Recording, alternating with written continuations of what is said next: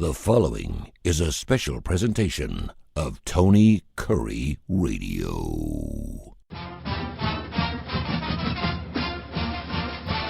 Hey, welcome to the UAB Director's Chair. He is the director of UAB Sports. He's Mark Ingram. Mark, how you doing, brother? Everything good?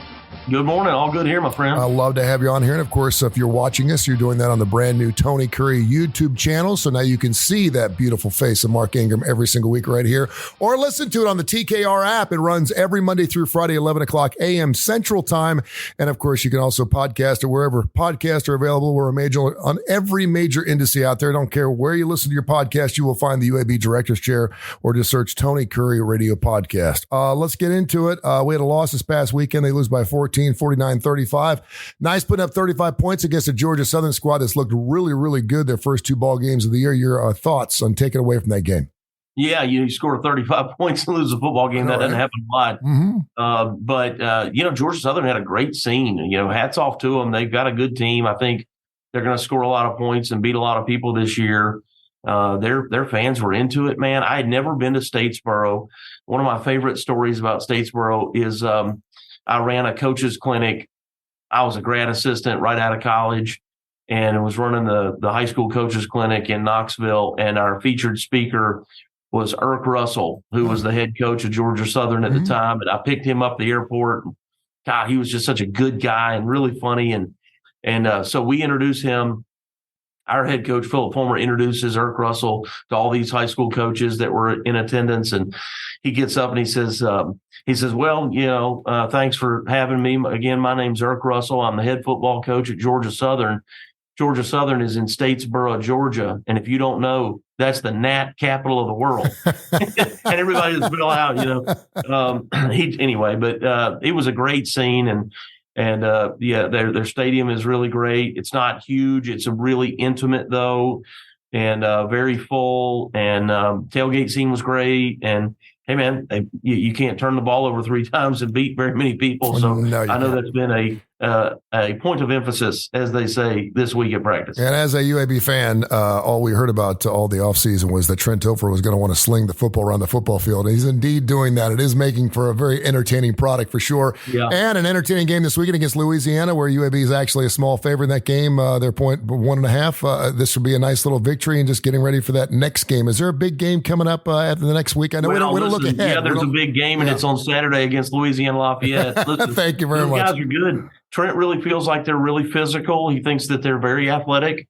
I think they're probably their brand of football is a little bit more sort of traditional, 2 tight ends, kind of smash mouth football a little bit, but they throw it more than you think. And so I think they're a very good team. If you'll remember, that is the only team from the time we reinstated football and started playing back in 2017. From 17 through the 2020 season, that's the only team that beat us at Legion Field. Oh, yeah, that's right. The very last game at Legion Field, we lost to Louisiana Lafayette. It was a close game. But nonetheless, that's the only loss we had at Legion Field. So we've got a little payback. I don't think anybody on our team today was on that team then, but our fans ought to remember that, and we need everybody there to help us because I'm telling you, they're a good football team. Perhaps a little burr under the saddle there for the UAB Blazers this weekend. Make sure you check out that game, their second home game down there at Protective. This is the UAB Director's Chair, 11 o'clock Central Time, every Monday through Friday here on the TKR app, and of course now on our brand new YouTube channel. He is Mark Ingram, the UAB Athletic Director. Would you take an email for us, please? info@tonykurreradio.net. Scott Gardner writes in, hey, I was given this email, told to submit questions to AD's Mark Ingram. You've got it. Realignment. I understand that it's way too early, but would Army come in with all of their sports if they did like VCU? Army had the most traction, but were there any other names thrown out that Mark would be willing to share? Well, I can neither confirm nor deny. Okay. But I have seen, I've read the information about Army that's out there, and I'm familiar with that. And, Army's interesting. It's similar to Navy. Navy is a football-only member in the American. As I understand it, that's the same plan for Army if that was somebody that we approached. That's been the discussion is should we try to do that? Is that how that would go? So and back that up just a little bit. How does that work? How do you? And I know Notre Dame did it during the COVID years, of course, with the ACC, despite the fact they're not an actual member there. But how does that work when you have a team come in? Can you go football only? Do you have to go all sports? How does that work, and why do you do it that way? Yeah, well, Navy does it because they compete in the Patriot League in every other sport. They feel like, the academies have their own challenges in recruiting, and they're probably better suited for competition at the Patriot League level with their other teams. Gotcha. And they're very successful. At least Navy is very successful in the Patriot League. But they feel like they do have a national brand, and not just in football, but especially in football, and mainly because of that Army-Navy game. I mean, the Army-Navy game is like the Super Bowl. It is the only game on.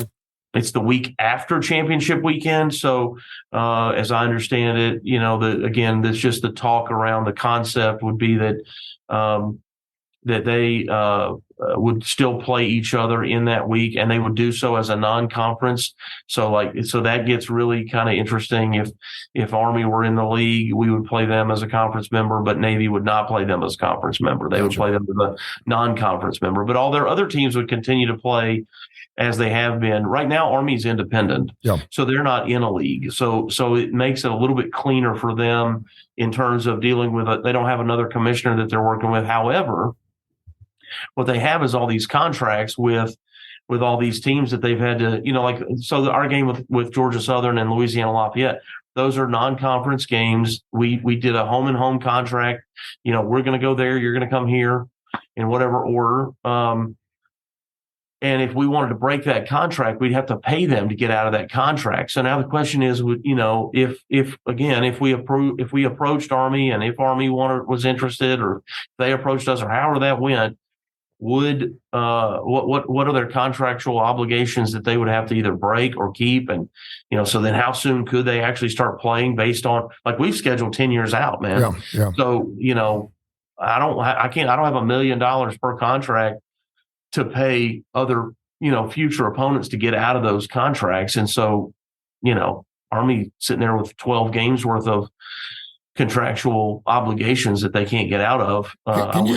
Can you talk just a little bit about the pros and cons of being an independent and then being part of a conference? Obviously, there's not a lot of independents out there. We've added a couple over the last couple of years, and Notre Dame is the most notable. But what are the pros and cons to being an independent as opposed to being in a conference? I mean, look, man, I know that everybody who is an independent will probably give you a different perspective on this.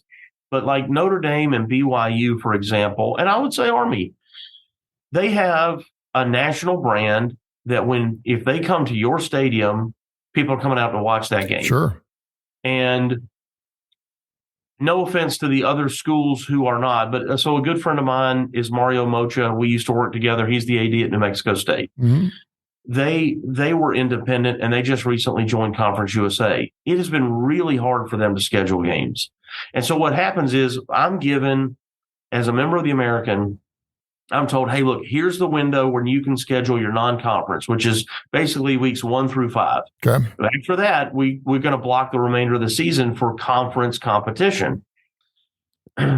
If I'm trying to schedule a game against anybody that's not also an independent in weeks, 6, 7, 8, 9, 10, 11, and 12, they've got conference games. Yeah. While they may like to play me, they can't. Gotcha. They have a conference game. So it's really hard to schedule and get games in a variety of games. It's not impossible, and people are doing it. UConn is doing it.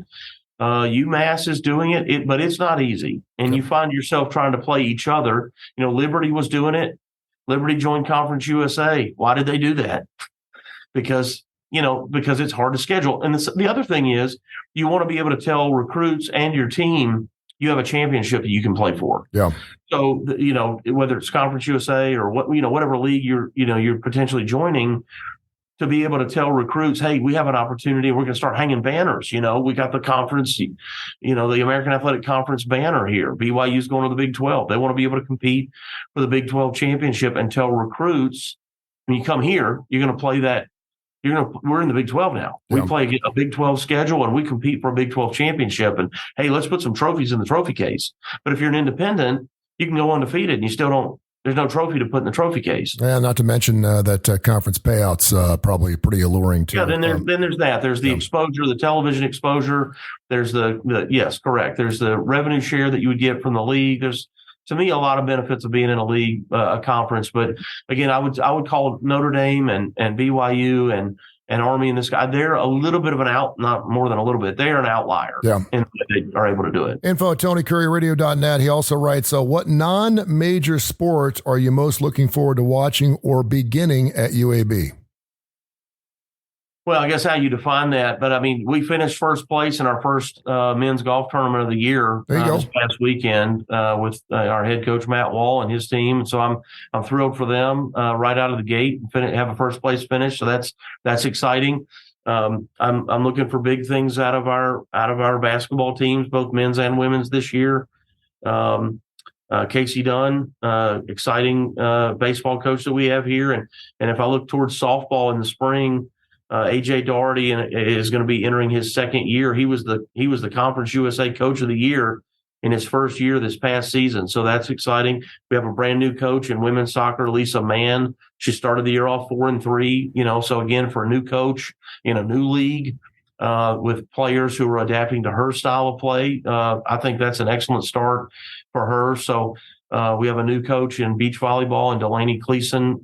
She's really high energy, and we've had a team that's hovered in the top 25 in beach volleyball. So we are consistently calling in the top 30 in that sport nationally. So that's exciting for those kids. Finished third in our first cross country meet under new head coach Justin Pope. So just a lot of good things happening for us. And the more you're in this, the more you kind of fall in love with all these teams. And one of my favorite sports has become tennis. Yeah. I love watching college tennis. It's not like when you watch professional tennis on television. If you're watching the U.S. Open, which was, recently on, you watch one match. College tennis, you're watching multiple matches at the same time. So it's constant action. It's like my son calls it. It's like the NFL red zone. You're watching just people score. That's what college tennis is when you can watch it. And if you haven't seen it before, you can't really appreciate it. You're like, I don't love tennis.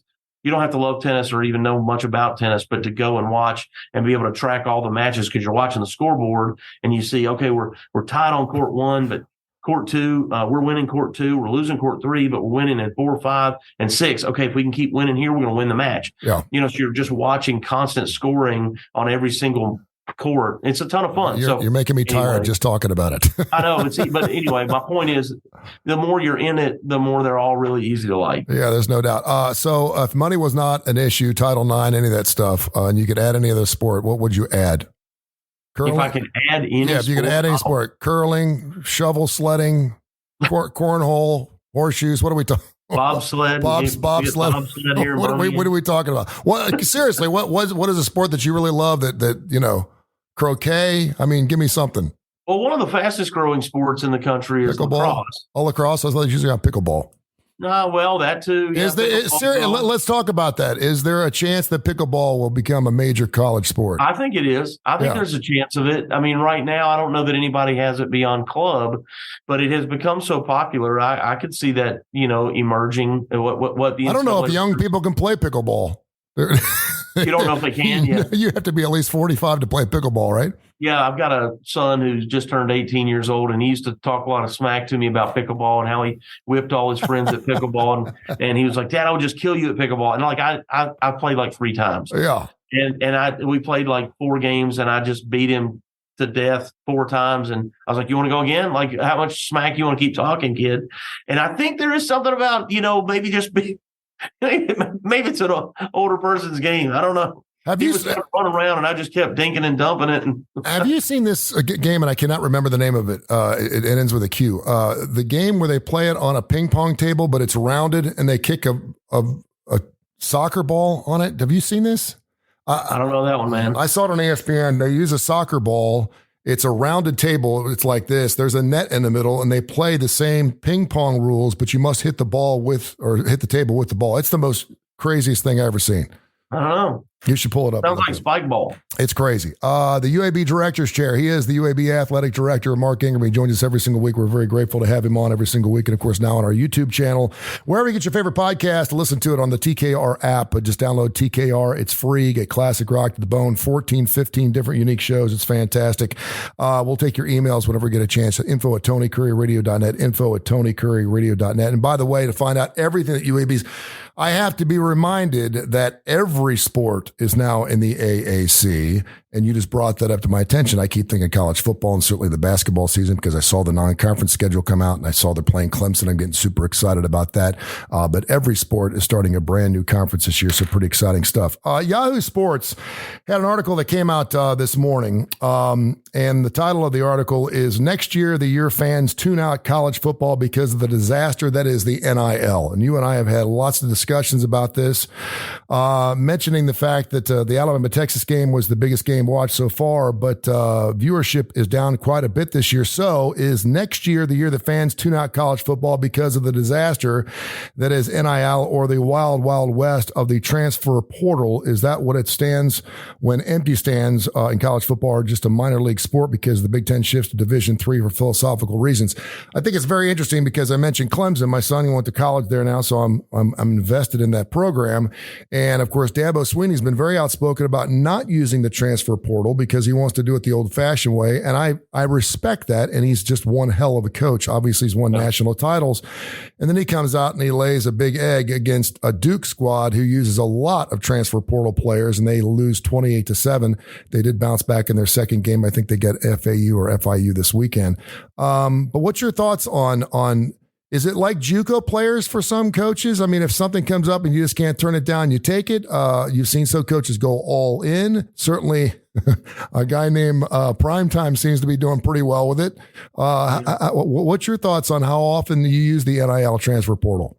Well, the first question I would have is, how do we know that NIL and transfer portal are the reason that the numbers are down? Sure. So if the viewer numbers are down, you can draw a lot of assumptions. It also, our first week of football, it was like an oven here in Birmingham. Mm-hmm. So there can be a lot of reasons why people may or may not be going to games or so far haven't. It could be that. I don't know. From a recruiting standpoint, I haven't necessarily heard Dabo say that about trying to do it the old-fashioned way. I'm not doubting that.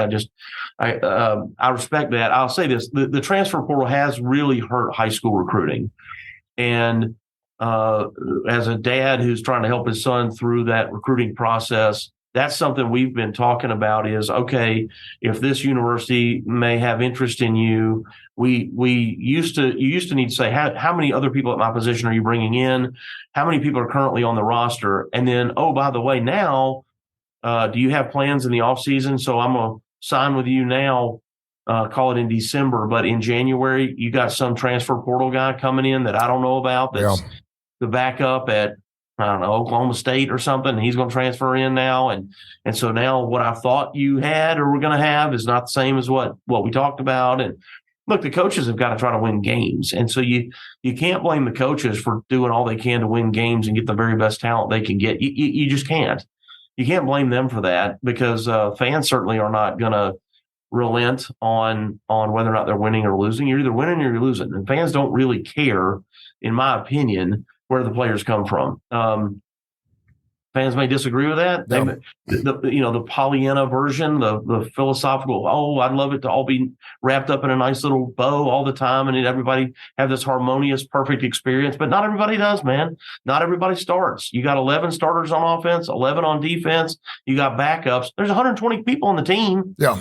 There's only 45 getting on the field, 50 maybe. Hey, listen, if you're playing within the rules, and you're winning more football games, so be it. I'm all about the transfer portal. I mean, but the portal and the fact that you can play immediately, and now these collectives, which is not NIL. Yeah, we're putting it in, we're putting this under this fake umbrella of NIL. Mm-hmm. These are two separate things. Yeah, name, image, likeness. NIL, name, image, likeness. That is your business partnering with me to use my name, image, and likeness, and you're going to pay me as a person that's endorsing your product or business. Well, that's not what a collective is. I think this article was kind of playing along the lines of that you could get more NIL if, in fact, you transfer. You get into a transfer portal and say, listen, I'll go play for your team if you give me $50,000. I think that's not what's happening, though, Tony. Yeah. These schools are contacting your kids and saying, get in the transfer portal. We'll pay you $50,000 if you come here. Yeah. We're seeing it in there. The kids are showing us their phones. They're going, hey, I got this message from Coach so-and-so. Look at this. And they're showing it to our coach. And it's a direct message from some analyst, some intern, some person who third party, maybe even get in the portal and X school, we or they will pay you this. And we've lost some players that way, but so have others, and we're not alone in that. We have launched a collective called Magic City Impact that we hope is helpful. We don't have money to go buying kids off of somebody else's roster. Our goal, frankly, is to try to recruit well and have enough money to retain them so we don't lose them to somebody else's roster. That's our goal. We're not trying to go buy anybody. We're just trying to keep the ones we have. I think go get it if you can. We have been hurt and both benefited from the transfer portal. Our starting quarterback is a product of the transfer portal, Jacob Zeno. He's a great player. He's a great kid. We're thrilled to have him. So we benefited there. He left Baylor. Does that hurt Baylor? I guess yes. I mean, now maybe he wouldn't have played at Baylor. Maybe he would. Maybe he'd be their starter today. Who knows if he had stayed, what that would have yielded. Yeah. But we've lost players too. So, man, it's a difficult situation to try to feel like, okay, so I'm already providing you a full scholarship. I pay for all your meals. I pay for your housing. Mm-hmm. I'll give you all these clothes to wear. I've got a nutritionist. I've got trainers. I've got strength coaches. We have free tutors for you. Like, we're giving you all this stuff, but now you also need. Yeah, it is what it is. Hey, listen, I'd be remiss to, before we get to our classic rock question, to ask you about one Aaron Rodgers. You do have quite the illustrious career in all sports and certainly in college football. Can you remember ever a situation where you lost a player of the caliber, of the importance of, say, an Aaron Rodgers on your football team? And if in fact you did, how'd you handle it? Yeah, I was in my third year as a player, so I redshirted, so it was my redshirt sophomore year. We go out to UCLA to play the mighty Bruins, and on the seventh play of the game, our fifth-year senior starting quarterback, Jerry Colquitt, tears his ACL. Our backup was a baseball player named Todd Helton, and Todd, who played like 100 years for the Colorado Rockies, was a great athlete and just like a gamer. But when it came to football, had some Brett Favre in him, like he was like might throw it underhand or backwards or whatever. Like he had some of that kind of moxie about him, and he didn't really look athletic, but he was, but he wasn't a polished quarterback by any means. And Jerry was, and Jerry was a traditional drop back guy who got through a beautiful ball, and that was devastating. And by fourth series of the game, in steps true freshman Peyton Manning, and then he took 2 series, and true freshman Brandon Stewart took a couple series, and they kind of brother-in-lawed it for the rest of the game, because Todd can't use an expletive, but on the sideline, Todd came over after about his third series, giving it his best. He had this big smile through his face mask, and our head coach said, what the heck are you smiling about? And he goes, hey, man, when you got a bad pitcher, you better call a good game. and that was the way he saw it, so they went to the bullpen and brought in. But yeah, you lose your starting quarterback. That's the most important player on the field. Everybody's important. Everybody has their level of value, but it's not just about the person that throws it and hands it off. They're reading the defense. They're making adjustments on the field. They're making like a million decisions, and they're probably almost always your best leader. Yeah. So in the locker room, off the field, in the classroom, at practice, all that stuff, in the weight room, they're they're setting the example that you need everybody else to follow. All right, I got a classic rock question. This is the UAB Director's Chair. He is the athletic director for the UAB Blazers. And, of course, you go to UABsports.com for all the information, 11 o'clock right here, Central Time, Monday through Friday on the TKR up now on our YouTube channel here. Steve in Southside wants to know, ask Mark, he knows you're a classic rock guy. Just last week, Dolly Parton released her world-famous oatmeal cream cookie recipe. Evidently, this has been a recipe that's been in her family for something like that. She released, but she's also releasing her brand new rock album coming out here in late October, early November. Steve wants to know, will you listen? Come on. Listen, Dolly Parton has the number one all-time greatest Christmas song ever. Hard Candy Christmas. Love Undisputed. It. Love it. Not debatable. I love it. Listen, Dolly Parton, who's from Sevierville, Tennessee, is an incredible person in our country. She does so many wonderful things for children and underprivileged people. Like, the common music fan has no idea probably all the great work that Dolly Parton is doing and has done. She has got this book program. She's paying for kids to go to college.